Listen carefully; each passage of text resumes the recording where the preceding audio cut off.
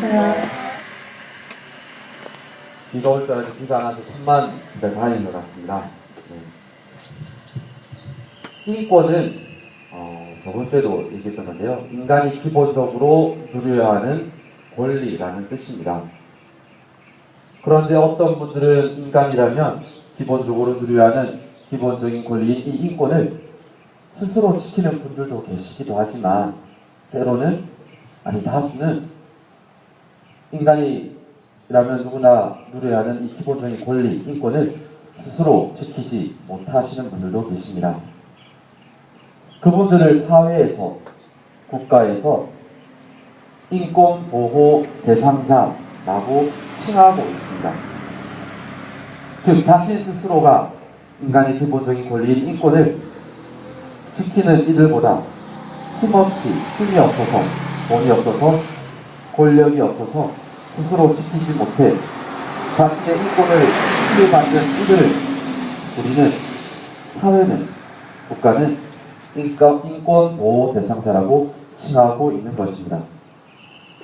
그래서 사람들은 인권보호 대상자인 노인들을, 장애인들을, 어린아이들을, 즉 스스로 자신의 기본적인 권리인 이 인권을 지키지 못하는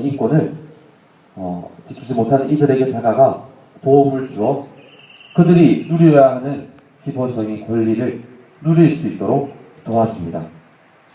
그런데 이렇게 도움을 받는 사람보다 도움을 받지 못하는 사람이 훨씬 더 세상에는 많습니다. 왜냐하면 이렇게 도움을 주시는 분들보다 도움을 받아야 하시는 분들이 더 많기 때문일 것입니다. 또 도움을 주시는 분들은 자신들의 가족도 돌보아야 하고 자신들의 미래를 위해 열심히 일도 해야 하기 때문에 금전적으로나 시간적으로나 그들을 도와줄 수 있는데 한계가 있기 때문입니다. 그래서 도움을 받지 못하는 이들에 대해 국민들은, 사회는 자신들을 대신해서 그들에게 도움의 손길을 뻗쳐달라고, 그들을 도와달라고 국가에게 권력을 모아주었습니다. 이것이 민주주의 국가입니다. 공산주의 국가는 이러지 않겠죠. 사회주의 국가도 이러지 않습니다. 지금 인간이 발견한 시대 중에 가장 인간이 누려야 하는 기본적인 권리인 인권을 지켜주는 제도, 체제가 바로 민주주의입니다.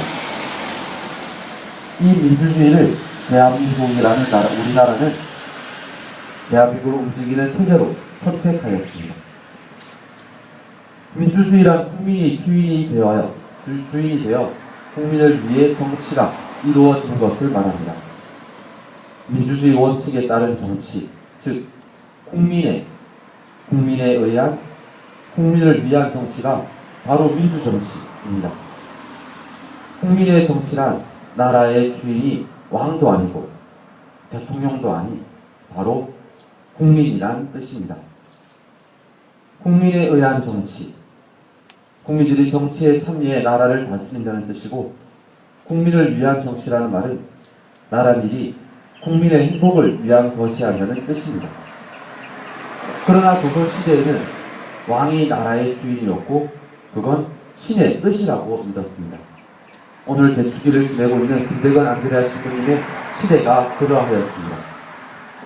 그래서 그 시대에는 국민의 인권이 우선되지 않았습니다.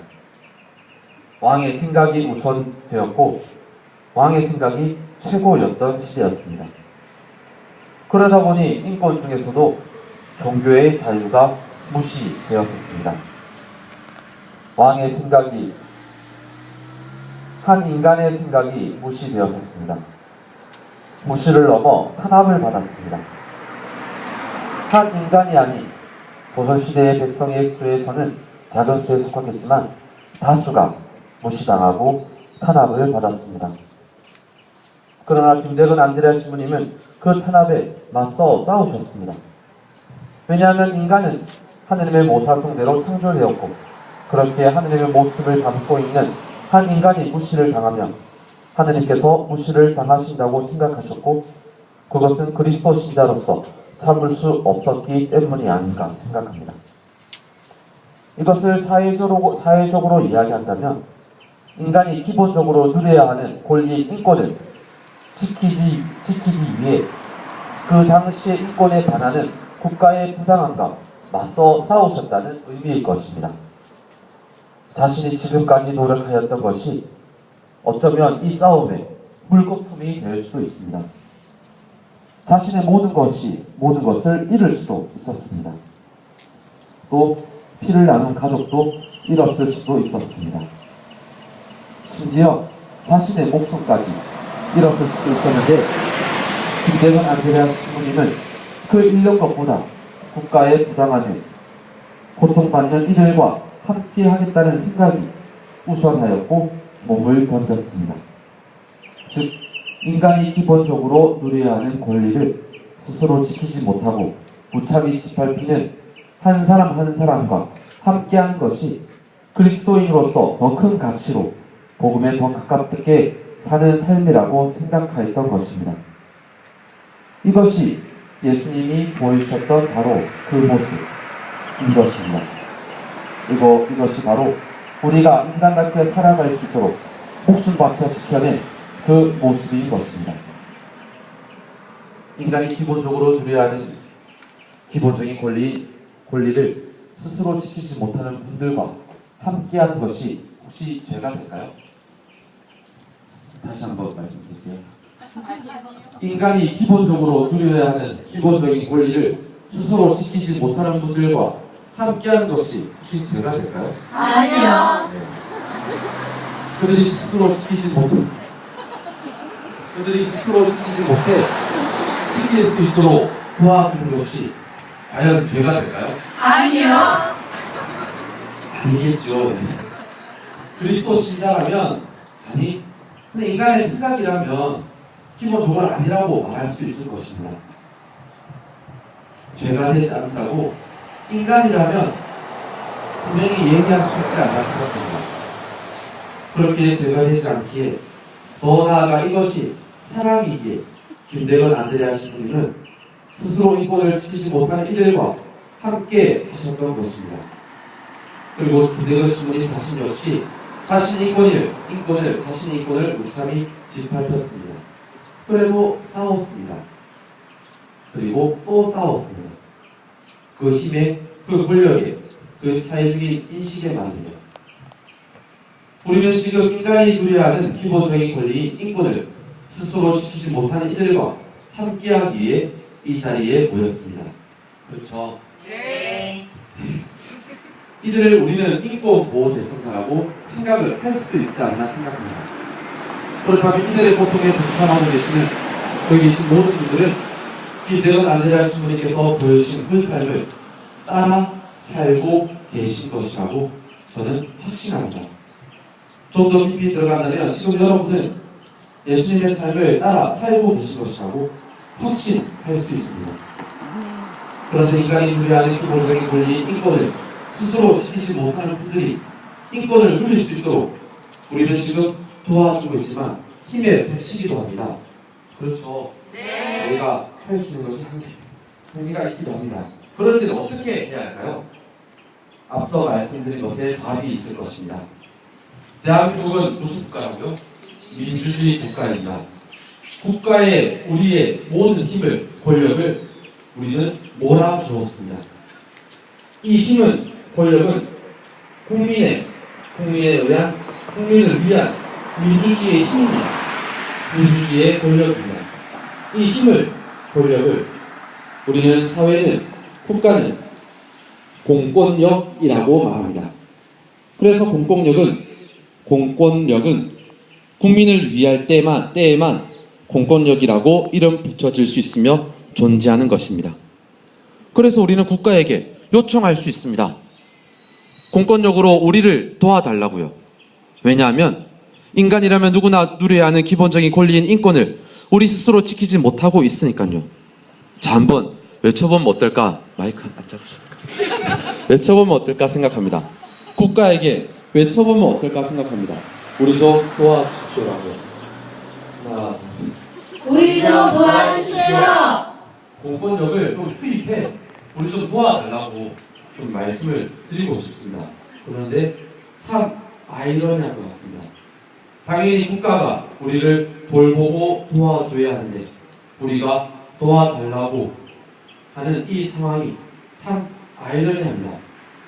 당연히 국가가 도와야 하는 이 상황에서 우리가 왜 국가적으로 도와달라고 외쳐야 하는 것일까? 참 아이러니합니다.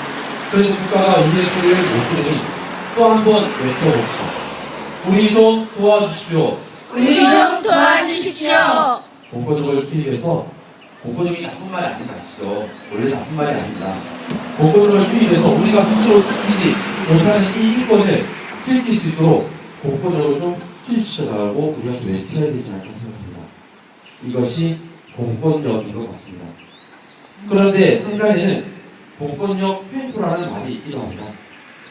공권력의 말 뒤에는 횡포라는 말이 붙을 수도 없습니다. 만약 공권력이라는 이름으로 국민을 위해 쓰이지 않는다면 그것은 공권력이 아닌 사권력이 될 것입니다. 특정한 개인을 위해, 특정한 기업을 위해 공권력은 움직일 수 없습니다. 만약 움직이다면 그것은 공권력이라고 이름을 붙여서는 안 될 것입니다. 국민을 위해서만 움직여야 하는 그 권력이 특정한 개인을 위해, 특정한 기업을 위해 움직이다면 그것은 권력, 공권력이 아닌 사권력이 될 것입니다. 만약 이렇게 움직였다면, 그러한 나라가 있다면 이러한 나라는 민주주의 국가라고 말해서는 안 될 것입니다. 국민이 주인의 나라라고 말해서는 안 될 것입니다. 특정 기업을 위한 나라라고 해야 할 것이며 특정 개인을 위한 나라라고 해야 할 것입니다.